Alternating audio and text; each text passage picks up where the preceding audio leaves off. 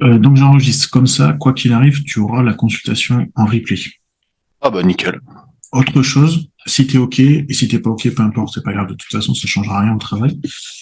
Ce que je peux te proposer, c'est, vu qu'on va dépasser largement les 30 minutes, Ouais. c'est aussi que je publie une partie de la consultation sur YouTube, en cachant ton visage, en cachant tout ce qui peut te concerner, on va dire qu'on ne voit pas, personne ne verra qui tu es, qui quoi que ce soit. Si t'es OK, si t'es pas OK, pas de souci, je publie pas, ça me dérange pas non plus. Non, ça me dérange pas du tout, il y a pas de souci.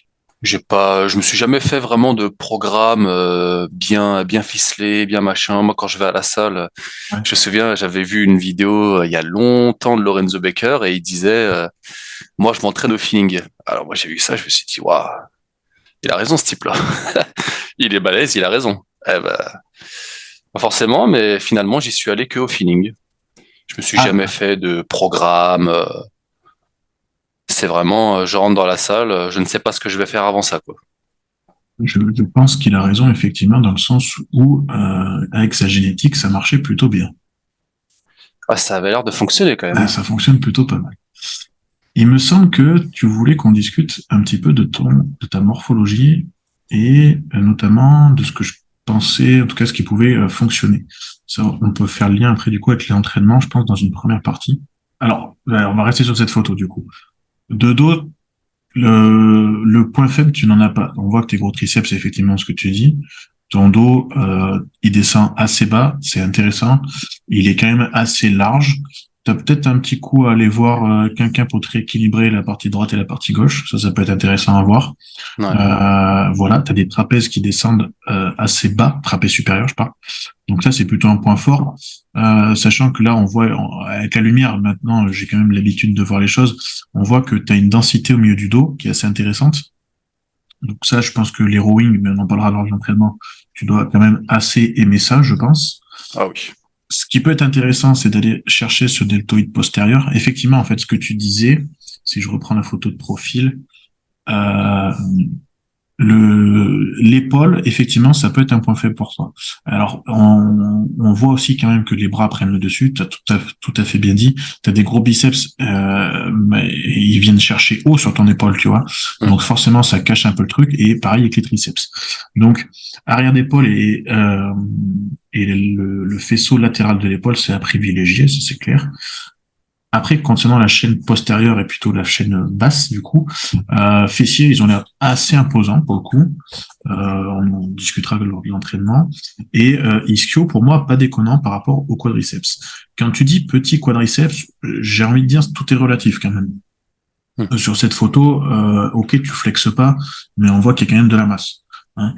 Donc, je pense que si tu flexes déjà, les séparations, elles sont au moins visibles, ce qui montre que tu es dans un body fat qui est quand même très très respectable. Donc ça veut dire aussi que tu peux manger. Mais ça aussi, on va en discuter. Et je pense que tu as une chance, c'est ton vaste interne qui descend très bas, avec ton vaste externe qui descend, alors certes, au-dessus du niveau du genou, mais je pense que si tu mets bien tes cuisses en valeur, tu peux avoir, sachant qu'il s'insère assez haut sur ta hanche, tu peux avoir un très beau galbe du vaste externe. Après, là, faudrait voir. Je pense que tu as tout à gagner. Par contre, tu as fait un peu plus les adducteurs. Ouais. Donc voilà, les pecs, attention, si j'arrive à reprendre la photo où t'es de face. Alors, les pecs, le bas des pecs, il n'y a pas de souci, comme tu dis. Ce qui va être important pour toi, c'est d'aller chercher ce faisceau claviculaire en haut avec l'intérieur des pecs. Parce que tu as une blanche entre les deux qui est potentiellement importante, mais ça, tu peux rien, c'est génétique, c'est tendineux. Donc voilà. Sangle abdominal, je pense que tu as une chance, c'est que tu as une taille très fine. Donc ça Ouais. aussi, c'est un bel avantage. Donc voilà. Avant-bras, quand même plutôt long, je pense, tu peux me confirmer, à mon avis, par Ouais, rapport au bras. c'est. Ouais, ouais. Mine de Donc, rien, quand même. ouais, bah surtout c'est sur celle-là on le voit. Ouais. Là on voit qu'il y a un petit monde quoi. Mais bon, en soi pas dérangeant non plus ça. Hmm. Donc voilà, je crois que c'était ce que tu attendais sur cette partie-là. Ouais, voilà. Bah, Il moi, me en fait, semble. ce qui me choque, c'est vraiment au niveau des quadriceps, parce que pour moi, en fait, moi, il faut savoir que pendant longtemps, je les ai pas fait. Et j'avais un niveau qui était pas ridicule parce que en fait, grosso modo, moi, je faisais des grosses pauses. Ça veut dire que je m'entraînais comme un fou furieux, j'atteignais un bon physique. Et après, pour X raisons, j'arrêtais pendant peut-être 6 mois, un an. Je revenais, je re-explosais, etc. Et les quads, c'est compliqué. Et en fait, du coup, c'est un truc qui m'a toujours torturé. Et puis, donc, il y a quelques mois, j'ai commencé à regarder là où les quads des gens s'insèrent, machin. Et je voyais les quads des mecs et je me disais, mais en fait, moi, jamais ça va être galbé. En fait, ça remonte trop haut pour que ça soit galbé, comparé à quelqu'un qui fait, admettons, 1m70, Oui. qui doit avoir peut-être 4 centimètres de longueur de moins sur ses quads. Je me dis, ouais, les quads de fou furieux, j'aurais jamais ça, quoi. Bah, après, c'est sûr que tu te compares avec Nicolas Vouillou, c'est sûr que tu n'auras jamais les quads. Pour autant, est-ce que tu peux pas aller chercher du swipe sur le côté? Moi, je pense que si, avec le bon choix d'exercice. Après, alors si je dis pas de bêtises, sur le questionnaire, tu m'as mis que tu t'entraînais dans un basique. Ouais, récemment, ouais. Depuis que j'habite dans le Alors, sud, là, à peu près 8 mois. ok. Ça peut être le frein, dans le sens où le choix des exercices sur les jambes, notamment, il est très très limité dans les basic fit en général. Ouais. En gros, tu te retrouves avec la petite presse matrix, le squat en guidé, éventuellement. Et Ah, il y a vraiment le strict minimum. Bah, j'étais à Honor avant. Toi, j'ai vu que tu y étais. ouais, Ouais, c'est le ouais, jour et l'heure. Ouais, non, ouais. ça a rien à Parce, voir. parce que ce qui va te manquer là, c'est un bon hack squat notamment. Je sais pas c'est quoi parce que hack squat, on va dire qu'en 2023, j'ai l'impression qu'on a un peu de mal à savoir ce que c'est. Parce qu'il y a Mhm. plein de machines qu'on appelle hack squat, mais en fait, on a une machine. Je sais pas exactement ce que c'est, mais en gros, on a des coussins à mettre sur les côtés, tu sais. Ouais. Tu les mets, tu lèves, tu sors la machine et ensuite tu descends en squat dessus, quoi. Mais c'est Ouais, vachement, c'est le. Alors, on va essayer de le trouver. parce que hack squat, ouais, Il me semble, si on arrive, hein, parce que c'est un truc qui fait une espèce de mouvement c'est celui-là. ouais, c'est lui. Et celui-là, il est éclaté. Ouais, c'est bien ce qui me semblait, hein. C'est Ouais. terrible. Je vais la Déjà, faire. pour des racks, Ouais, à chaque fois, j'ai l'impression que je vais perdre le genou. on est d'accord. On est d'accord. Et Ouais. ouais, non, ok, ouais. Bah, un vrai hack squat, c'est ça, quoi. Ouais. À ça, quand je le vois sur les vidéos, je me dis, mais bon, c'est pas pour ça que j'ai pas de quad, je me mens pas à moi-même, mais ça donne envie d'en faire, quoi. Ça donne envie, concrètement, quand parce que bon, ben, on peut pas dire que t'as pas de quad, hein, je te rassure, mais concrètement, quand tu vas aller chercher du détail dans tes cuisses, c'est quand même quelque chose qui peut bien t'aider, surtout qu'à un moment donné, je pense quand même que même si tu me dis que tu charges pas trop, tu as suffisamment de Ça va. charge sur la machine, je pense. Donc c'est pareil, un hack squat comme ça, normalement tu mets pas 5 plaques de chaque côté. Donc c'est pareil, ça te permet quand même au niveau de tes genoux, au niveau de la durabilité, on va dire, de un petit peu manager ça. Donc ouais, c'est vrai que c'est assez dommage. Bon, après sur la presse, on peut travailler aussi quand même pied un peu plus serré, suivant ta mobilité de cheville, avec comment on appelle ça, avec les chevilles plutôt basses sur le plateau. Autre chose qui peut t'aider, c'est purement psychologique, on va dire. Ça va être de faire comme les fingers avec l'élastique autour de tes jambes. Pourquoi? Parce que bah, en fait, le message nerveux que tu envoies du cerveau à ton muscle, c'est, t'as vu, j'ai une tension sur mon vaste interne, sur mon vaste externe. Du coup, il faut que je le stimule, il faut que je l'utilise pour pousser. Donc, ça peut être une idée, en tout cas, quelque chose, un petit Ah. tips qui peut te permettre, tu vois, de l'élastique, tu le mets entre tes jambes, Ouais. vraiment. Donc, il va faire le tour des vastes externes pour le coup. Et toi, ton but, c'est de pas relâcher cette tension à cet endroit-là et de pousser avec tes vastes externes. C'est une idée. Est-ce que ça va marcher sur toi? Je peux pas te le dire, mais en termes de Ça peut, sensation, ça peut t'aider. ça peut s'essayer parce que c'est vrai que Oui. j'ai beaucoup de mal à différencier. Moi, le truc que je sens vraiment, mais facilement et qui me stoppe le plus souvent, c'est le bas des quads, quoi. Ouais. Souvent, l'interne, il me L'interne. détruit. Mais ouais, c'est Ouais. terrible. Et Mm. le haut, là, je crois que c'est le grand droit, quelque chose comme ça. Ouais, Enfin, je c'est sais. ça. J'ai beaucoup de mal à le sentir. L'externe, j'ai beaucoup de mal. Pourtant, quand je flex un peu de côté, il est un peu strié. Je vois qu'il y a des trucs, mais je sais même pas comment j'en suis arrivé là, quoi. Le grand droit, pour les stimuler, tu peux enchaîner presse ou le fameux hack squat ou un squat guidé. Tu enchaînes avec du CC squat direct derrière. Ah, si, soit je commence à le faire, waouh. Ah, celui-là, il va te tabasser. Après, Ah oui. t'as l'option, je sais plus comment il s'appelle cet exo. C'était Kay Green qui avait pas mal popularisé ça. Et on a vu l'an dernier Andrew Jack le faire. Donc, en fait, tu cales ton pied sous un boudin et tu vas lever en fait ton grand droit, juste avec ta hanche. Et ce qui fait que tu Ah, travailles ton grand droit fémoral. ouais, je vois. Il Ok. est il est dans les livres de Michael Gunzel aussi. Hein. C'est quelque chose qui est assez connu. Mais bon, là, c'est quand même quand on est dans un niveau de détail assez avancé, tu vois. Ouais, c'est plus poussé quand même. Ouais, c'est très poussé, vraiment. Ok. Donc, ouais. Alors moi, il y a un truc que j'aimerais savoir, c'est concrètement comment je fais pour atomiser mes quads. Là, je suis prêt à tout. Je m'étais même dit j'arrête de faire le haut du corps pour rééquilibrer parce que peut-être que je peux pas stocker autant de muscles que ça naturellement. Peut-être que voilà, je me suis dit j'ai déjà quand même une certaine quantité. Je fais à peu près 78-80 kilos Mm. pour 1m78-80. Je suis quand même assez sec mine de rien. Je pense Ouais, que ça ça se voit. aussi c'est un frein. Je me dis, voilà, parce que mine de rien, les quads, je les tabasse, mais ça a du mal à venir, quoi. Alors, Ça a il va vraiment falloir du mal. on va aborder le sujet de différentes manières. Déjà, tu vas me dire comment tu répartis tes séances jambes sur la semaine et qu'est-ce que c'est ta séance jambes. Alors, comment je la répartis? C'est simple, je la fais. Dès que j'ai plus de courbature, je la refais. Peu importe, quoi qu'il arrive. Ok. Et quand je dis, enfin, tu fais quadriceps ischio dedans. Non, je fais que les quadriceps. Ok, Les ischios, je les parfait. fais pas du tout. Je les ai jamais fait. Ils viennent sur l'épaule articulaire ou quoi, mais j'ai jamais isolé mes quads quasiment. Ok. Parce que ça, enfin, mes ischios, pardon, je les ai jamais isolés. Ouais. Parce que ça vient facile. Alors pour les quads, ce que je fais du coup, c'est que vraiment je fais que les quads. Donc là récemment, qu'est-ce que j'ai fait?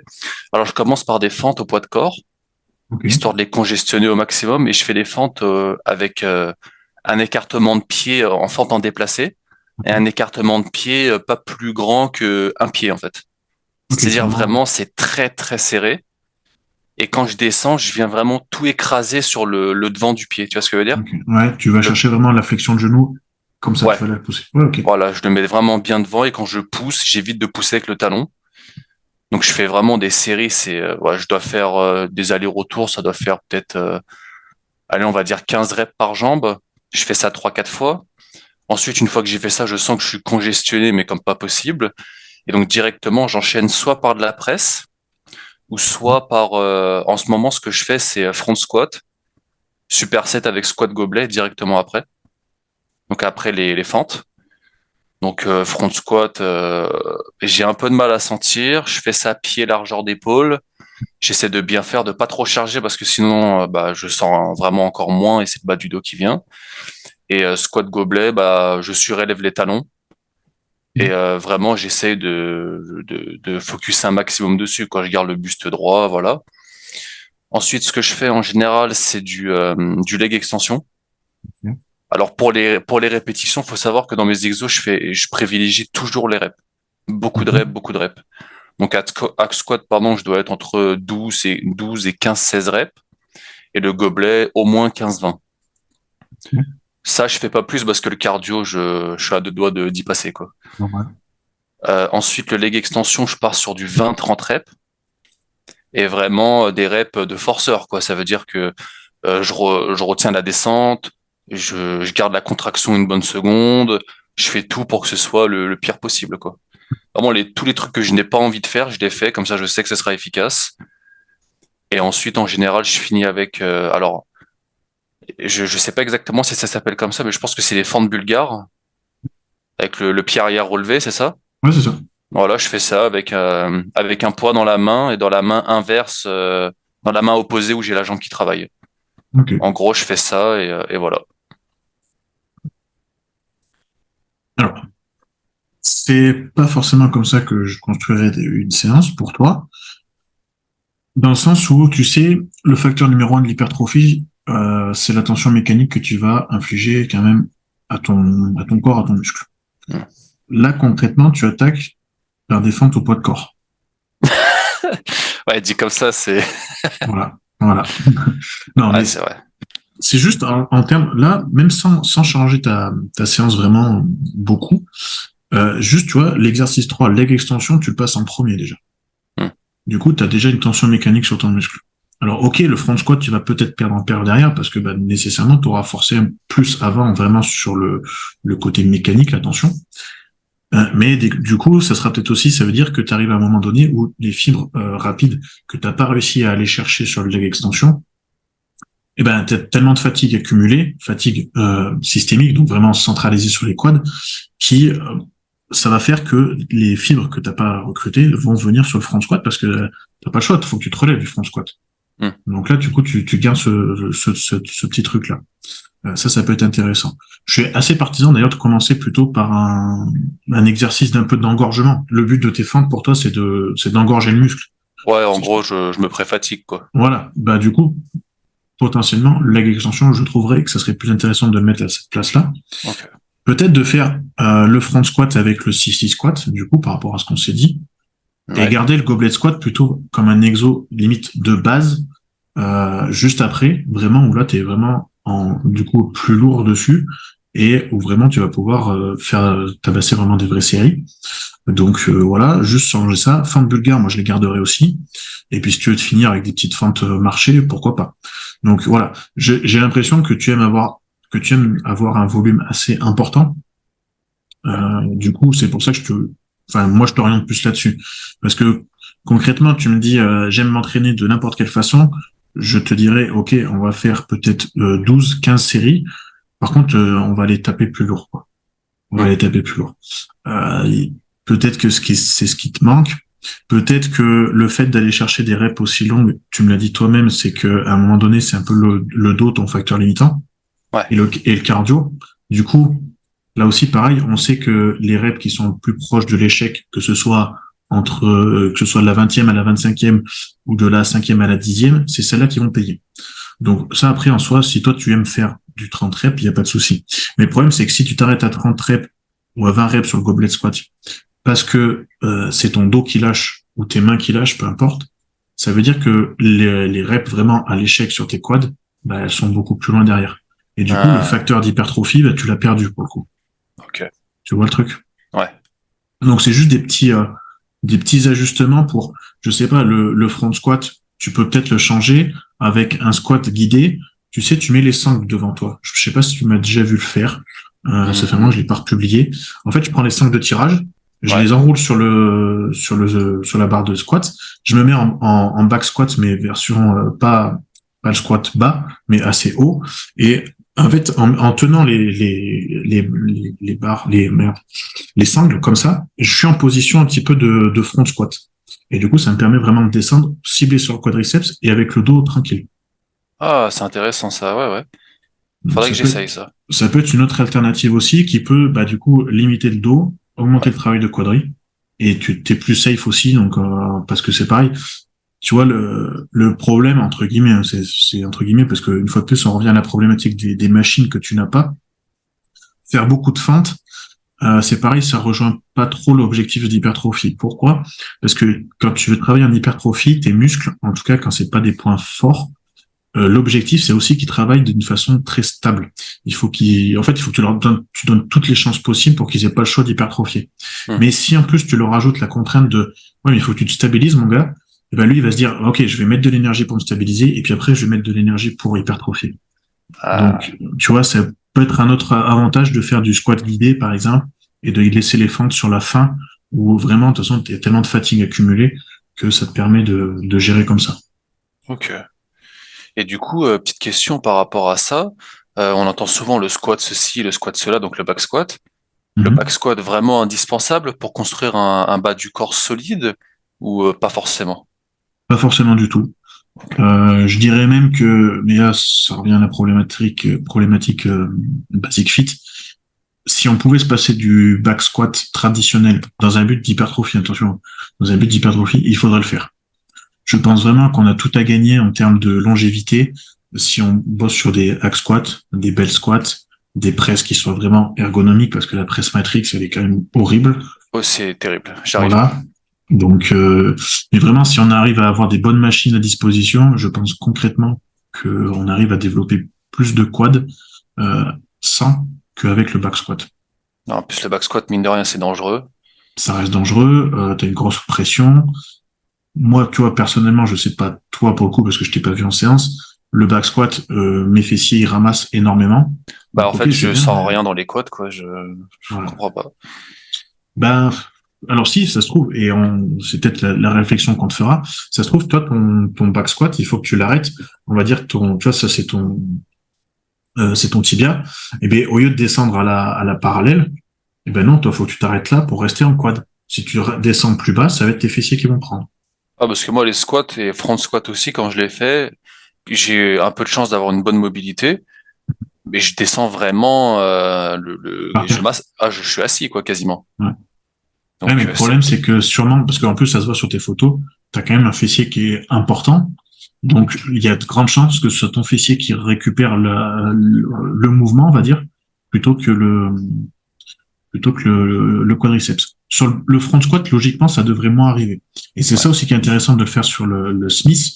Pour moi, c'est très intéressant parce que tu peux quand même aller mettre tes pieds en avant. Et là, du Hmm. coup, avoir vraiment un angle tibia fémur, pardon, qui soit optimisé pour les quadriceps. Avancer les pieds Mm. au Ouais. squat guidé, c'est toujours une bonne alternative. Je trouve que c'est une bonne alternative. Et avec cet outil des sangles là, vraiment, que ça coûte pas cher, c'est franchement pratique.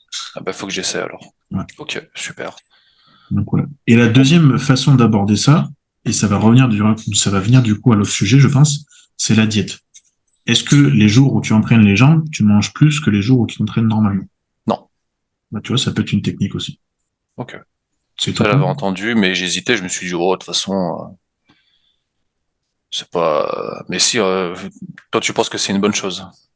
Alors, pour moi, oui. Alors, en fait, c'est pareil. Là, t'es pas débutant pour moi. Tu vois, t'as vraiment un physique où on va aller chercher les détails, notamment ceinture scapulaire, notamment les jambes.